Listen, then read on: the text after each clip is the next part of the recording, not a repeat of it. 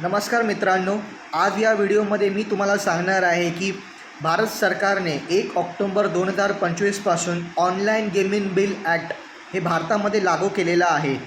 तसेच हे बिल लागू केल्यानंतर भारत सरकारने एक मसुदा म्हणजे ड्राफ्ट तयार केलेला आहे। तर या संदर्भात जे एक्झॅक्टली ड्राफ्टमध्ये काय सांगितलेलं आहे हे मी आज या व्हिडिओमध्ये तुम्हाला सांगणार आहे।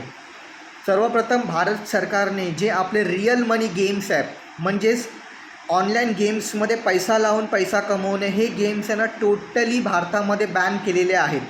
आता हे बॅन का केलेले आहेत कारण की हे गेम्स भारतामध्ये इल्लीगल म्हणून मानले जातात, त्याच्यामुळे बॅन केलेले आहेत। ओके, तसेच सरकारने आतापर्यंत म्हणजे 31 ऑक्टोंबरपर्यंत जे काही गेम्स आहेत म्हणजे रिअल मनी गेम्स आहेत, रिअल मनी गेम्सचे जे ओनर असतात त्यांना 31 ऑक्टोंबरपर्यंत वेळ दिलेला आहे की याच्याबद्दल तुम्ही काही सूचना द्या।